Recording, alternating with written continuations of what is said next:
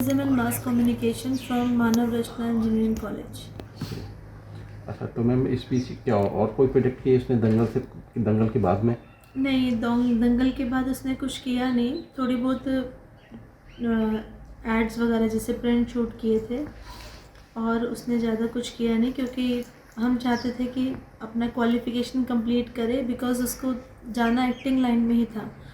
तो उसने बोला कि मम्मा मैं भी यही चाहती हूँ कि मैं अपनी ग्रेजुएशन कंप्लीट करके अपना फिर जाऊँगी उस लाइन में, ताकि थोड़ा सा और मेरा अच्छा हो जाएगा।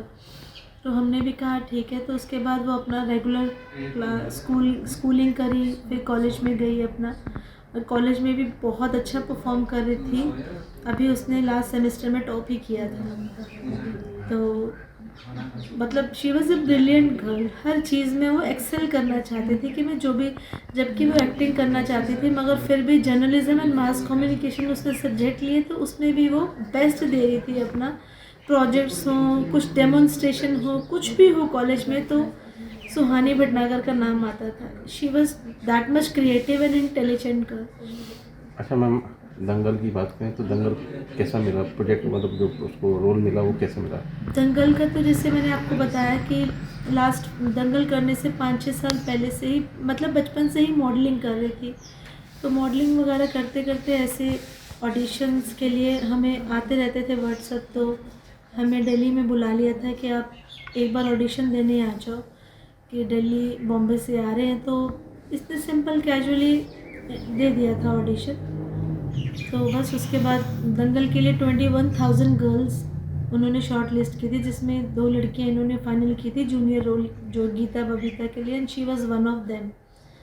तो ऐसे ही इसका यहाँ से ऑडिशन क्लियर हुआ, फिर आमिर खान ने पर्सनली बुलाया बॉम्बे, फिर इसका इंटरव्यू वहाँ पर उन्होंने उनके साथ इसका हुआ ऑडिशन। तो बस that way she got selected. तो अभी क्या उसका, जब वो ठीक थी तो क्या चाहती थी, क्या करना चाहती थी आगे? बस कि मुझे एक्टिंग करनी है मम्मा, ये तो मेरा बचपन से ही पैशन है। और कोई उसने क्लासेस नहीं ली थी, ना ही हम लोग तो इंजीनियर्स हैं दोनों, हमारे तो कोई बैकग्राउंड भी ऐसी नहीं थी। बट कहते हैं she was born to be star. लेकिन आपका सपोर्ट पूरा था? हमारा सपोर्ट बिल्कुल था, क्योंकि हम चाहते थे जो हमारा बच्चा करना चाहता है वो करे, फुल्ली करे उसको अच्छे से। तो हम सिर्फ उसको सपोर्ट ही कर रहे थे, बाकी टैलेंट तो उसका अपना ही था, इसमें हमारा कोई भी रोल नहीं था। कैमरा फ्रेंडली, वो शुरू से बचपन से ही कैमरा फ्रेंडली, उसको शुरू से ही कैमरे के आगे बचपन से ही अपना एक्टिंग करने का बहुत ज़्यादा शौक था, घर में भी करती रहती थी। तो आप लोग एनकरेज करते थे? बस क्योंकि हमने बोला जो चीज़ बच्चे को अच्छी लग रही है वो उसको करनी चाहिए। और as far as academically she was so good, तो हमने फुल सपोर्ट दिया कि ठीक है, कि जो भी करना चाह रही है, मॉडलिंग करना चाह रही है, कोई बात नहीं, पढ़ाई में तो अच्छी है ना बच्ची।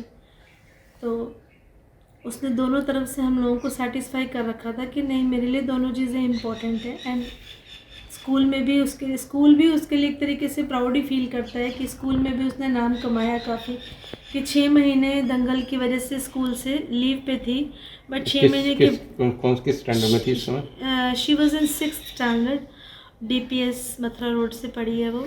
6 महीने स्कूल से ब्रेक लिया था, स्कूल वालों ने अप्रूव किया था। उसके बाद जब इसने ज्वाइन किया तो 92.3% इसकी 6th में आई थी, सिर्फ 6 मंथ्स पढ़ के ही फाइनल एग्ज़ाम्स दिए थे इसने। तो स्कूल भी बहुत प्राउड फील करता था इसके ऊपर। बट एनीवेज, हर एक को कहते हैं ना अपना बच्चा तो बहुत अच्छा लगता है ये वो, बट मेरा बच्चा वाकई हमें बहुत प्राउड फील करा के गया। ये उसका प्राउड है जो आज आप लोग आए हो इंटरव्यू लेने के लिए, नहीं तो हमें कौन पूछता है, आप कौन पूछता है सुहानी को। ये उसी की सारी चीज़ें जो आज लोग हमारे पास आ रहे हैं उसके बारे में पूछने की। सर, सुहानी के बारे में पता लगा, बड़ा अनफॉर्चुनेट रहा। क्या हुआ था इसको? सुहानी को हाथ 2 महीने पहले हाथ में लेफ्ट हैंड में स्वेलिंग शुरू हो गई थी।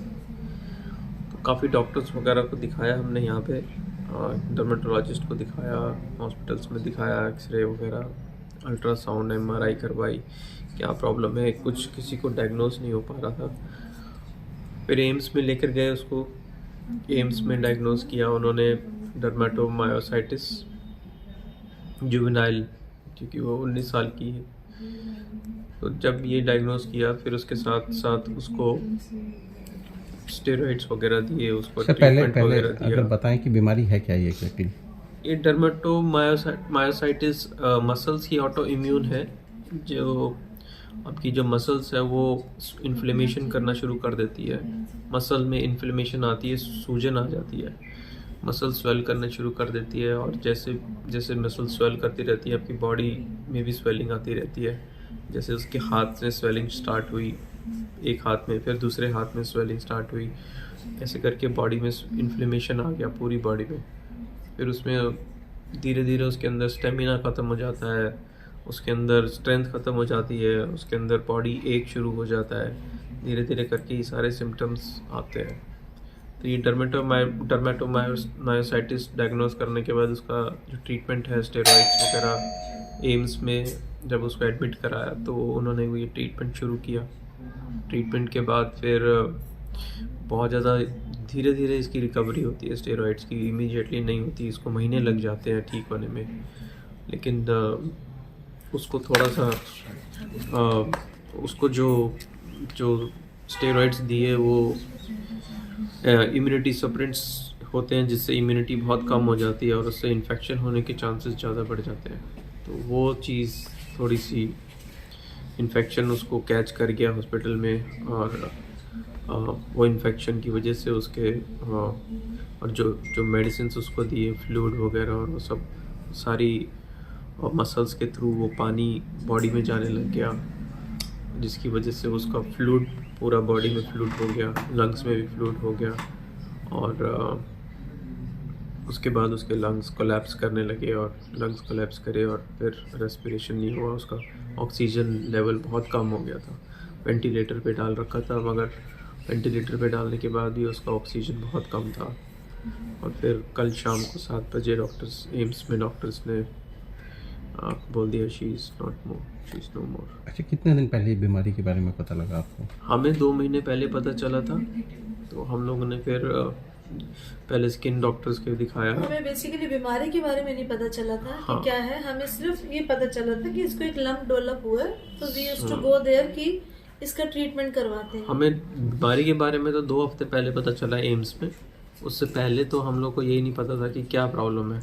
एक हाथ में स्वेलिंग आ गई है, तो हमें लगा कि क्या प्रॉब्लम है, देखते हैं डॉक्टर से मिलते हैं, क्या बताते हैं वो। तो पहले यानी कि पता ही नहीं लगा? नहीं, कितने पहले डॉक्टर्स ने पता किया तो उन्होंने सेलुलाइटिस बोला, कुछ ने टेस्ट करे तो सेलुलाइटिस के बारे में कहने लगे, सेलुलाइटिस के एंटीबायोटिक्स दिए।